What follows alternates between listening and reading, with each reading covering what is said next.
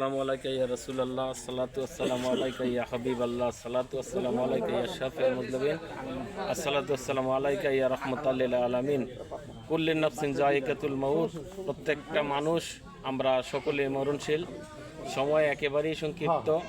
আসলে জানাজাতে দাঁড়িয়ে ওয়াজ নসিহতের কোনো প্রয়োজন নাই। আমরা যদি মনে করি যে আজকে যিনি মারা গেছে তারপরে আমার সিরিয়াল, আমরা প্রত্যেকটা মানুষই মৃত্যুবরণ করতে হবে, আমরা যদি এরকমটা মনে করি তাইলে ওয়াজ নসিহতের কোনো প্রয়োজন নাই। ওয়াজ নসিহত তো আলেম ওলামা যারা আছে, ইমাম সাহেবরা সবসময়ই করে, আমরা শুনি।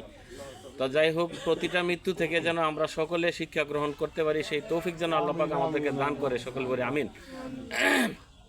সম্মানিত উপস্থিতি, আপনারা আজকে এই জানাজায় যারা সমবেত হয়েছেন সকলেই বেশিরভাগ এই সমাজের, এই গ্রামের মানুষজন। আপনারা সকলে জানেন যিনি আজকে যেই মরহুমা, তিনি আমার আত্মীয়, আমার মামানি লাগে সম্পর্কে। তো এই দেশের বউ তিনি ছিলেন প্রায় 28-30 বছর এই দেশে এসে সংসার ধর্ম করেছেন। তার এই জীবদ্দশায় তিনি 3 জন ছেলে 1 জন মেয়ে রেখে গেছেন। আজকে আল্লাহর হুকুম তিনি চলে গেছেন। এই চলে যাওয়া থেকে বিরত রাখার সুযোগ পৃথিবীর কারো নাই। জমিনে যত ফয়সালা হয় সমস্ত ফয়সালা আসমান থেকে আসে, কোনো সন্দেহ নাই, তাই না? তো আমরা আজকে যারা সমবেত হয়েছি সকলে মরহুমের জন্য দোয়া করবেন। এই দেশের বউ হিসেবে তিনি যে কয়দিন চলছেন আপনাদের মাঝে ছিলেন।